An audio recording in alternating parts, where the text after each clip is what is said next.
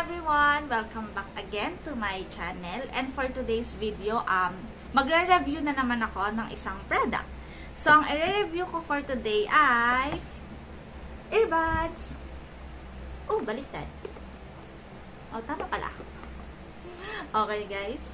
So, ito, actually, regalo or surprise to sa akin ng husband ko. Hindi ko alam na nag-order siya nito. So, nito lang isang araw, Tuesday, pagdating namin dito sa bahay, sabi niya, oh, ito, may regalo ako sa'yo, ganyan. So, ina-expect ko, akala ko mga lapel, ganyan. Kasi, parang yung lapel yung medyo kailangan ko ngayon. Since nga, pag nagba-vlog, ito, nilalakasan ko yung boses ko, diba? So, hindi ko in-expect na earbuds yung ibigay niya. So, ayan. So, na-order to ng asawa ko sa Orange App. And, sabi niya sa akin, parang mga 2 to 3 days yung delivery. So, mabilis naman. Noon pa daw niya to chine-check. Parang yung original price kasi nito, guys, ay 699 pesos. So, Buds Neo, wireless to wonderful, yung nakalagay ng itel. So, ayun nga, yung original price niya is 699. Tapos, parang last month daw, last month, September, ganyan. Chinek niya, 399 pa. Tapos, ngayon ng October, na-check niya, nag 269. So, in-order na niya. Tapos, gumamit pa siya ng voucher. Kaya, from 269, na-order niya, nakuha niya ng 249 lang. 249 pesos. So, ito yung packaging. Pinapakita ko. Maganda yung box, matibay. Tapos, sa box pa lang niya, nakalagay na yung mga, yung feature niya. Tapos, may handle siya dito. Tapos, pag in-open mo, ganito yung loob. Syempre, na-unbox ko na kasi siya, guys. Kaya, wala na. Ayan. Nakalagay ito dito. Tapos, ito yung dalawang earbuds. So, may kasama na siyang cord. Type-C yung cord niya, guys. Yan. So, ang ganda ng box. Tapos, yung manual niya, nandito na rin. Siyempre, kailangan ng manual, no? Para kapag ganyan, kailangan nating magbasa-basa kung paano ba ito gumagana. So, ayan. May manual siya. Tapos, yung pinaka-earbuds, ganyan siya. Ito yung case. Nalagay ko na kasi siya.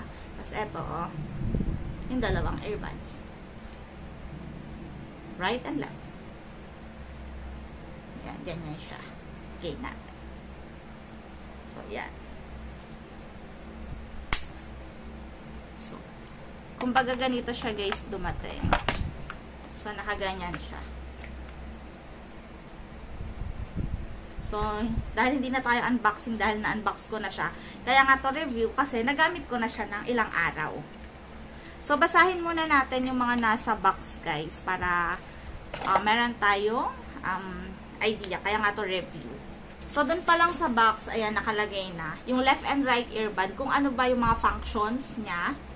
So, kagaya nito, play music, magtatap ka, one tap. And na-try ko siya, guys, ganun nga siya. Kapag nagpi-play ako ng mga video sa YouTube, tap mo, nagpo-pause siya, tapos tap play ulit. Both mong left and right, meron siyang ganun. Tapos, answer and end call, ganun din, tap. Reject a call, meron, pareho naman sila na dalawang tap. Tapos, yung volume down ay sa left na earbud. Tatlong tap. Na-try ko rin siya kanina lang. Gumagana siya, working siya. And then, kapag sa right, tatlong tap din, volume up naman. So, ang galing. Na-amaze ako. Diba? Tapos, meron na last track and new track. Okay. So, ayun yung mga feature niya. And then, punta naman tayo. May nakalagay din dito, syempre, yung brand niya, kung saan siya ginawa. Galing pa siya ginawa siya sa Hong Kong. So, itel kasi to. Okay, yung battery capacity niya, nakalagay dito. 25 mAh yung battery, meron nakalagay dito. Each earbud. Tapos, 400 mAh naman yung charging case. So, sa battery life, 5 hours yung kanyang charging. Nung dumating to, kasi parang tinesting, siyempre excited, tinesting namin agad. Sabi ko, paano to hindi gumagana? Wala, hindi namin alam. Na-open na namin yung Bluetooth dun sa cellphone ko. hindi pa rin gumagana. Sabi ko, baka kailangan i-charge. So, charge muna namin ng saglit. Tapos, nung na-charge namin, tinry namin, gumana na. So, kung wala pala siyang charge, kaya hindi siya gumagana. Pero yung charging niya, nakalagay dito ay 5 hours dapat. So, parang yung pag-charge namin, siguro mga 3 to 4 hours. Hindi ko kasi masyado rin alam pa. Pati yung manual, hindi ko pa masyado nababasa nung time na yon. Kaya, ayun. Tapos, 25 hours yung itatagal no, with charging case. And then, case provides up to 5 full charges. Kasi guys, pag i-charge mo siya, i-charge mo dito yung sa case. Tapos, ayun, kumbaga yung earbuds kapag ginagamit mo, after mong gamitin, paglalagay mo, china-charge ng case yung earbuds. So, ganyan. Ang china-charge mo talaga ng direct sa cord ay ang itong case. And then, mag-charge na si earbuds dun sa loob. So, ganun pala siya. Actually, guys, hindi naman talaga ako masyadong maselan pagdating sa mga ganito. Kasi hindi talaga ako masyado mahilig sa mga ganitong earbuds. So, thankful ako sa asawa ko na binilhan niya ako nito. 'Di ba? Parang kumbaga, nagkakaroon ako ng idea na mas maganda talaga palang gumamit ng mga ganito. And for me, basta working, okay na siya. So, sa quality, for me, okay siya. So far, nagamit ko na siya ng, everyday ginagamit ko siya, pero konti-konting oras lang, simula ng Tuesday. So, mga 5 days, 6 days ko na siyang ginagamit. And okay siya for me, kasi mas naririnig mo talaga yung quality ng sounds, quality ng music kapag ka naka-earphone or earbuds ka. Ang ano lang natin sa earbuds, syempre, Bluetooth na siya, wala na siyang wire-wire, diba? Hindi nga lang, china-charge siya. And sa panahon ngayon, hindi na rin masyado uso yung mga wireless, ay yung mga may wired. Kasi uso na talaga ay mga wireless. Tsaka ang easy-easy, ang cute-cute niya, 'di ba? No, may ganyan. So alam ko may iba-ibang colors naman 'to. Mas prefer lang ng husband ko na black. Kahit ako, mas prefer ko na rin kasi yung black na color. So, sa itatagal, hindi ko pa alam kasi nga 1 week pa lang to sa amin. So, hindi ko alam kung tatagal siya. Pero ako, maingat naman ako sa gamit.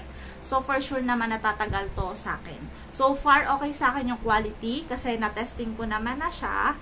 Tapos, okay naman nga, may mga kasama pang cord, diba? So, ikaw na lang, iaano mo lang naman to sa charger ng phone mo. Since ganyan. So, dito sa manual, how it works, ayan, mababasa mo naman siya lahat. Kagaya nito, siguro may magtatanong kung paano siya gumagana. So, syempre, i-open mo yung Bluetooth ng phone mo. Nakalagay dito na pwede to sa iPhone, Android, tablets, and laptops. So, i-open mo yung Bluetooth na gamit mo, gadget. Tapos, kapag in-open mo yung Bluetooth, search mo yung Buds Neo. And then, magpe-paired ka doon. Ito naman, automatic pala siya na kapag tinanggal mo si earbuds dito sa loob ng case, automatic na siyang mag-on at mako-connect dun sa Bluetooth. And then, kapag tinanggal mo na siya at inilagay mo na sa case, automatic na din siyang madi-disconnect dun sa Bluetooth mo. So, ganun lang siyang gamitin. So far, ayun lang muna yung madidiscuss ko sa inyo. Siguro gagawan ko ito ng review ulit kung tatagal ba siya. Dun tayo sa quality niya. Paano yung itatagal niya. Kagaya ng mga dati kong nare-reviews, parang nagkakaroon ako ng mga part 2, ganyan.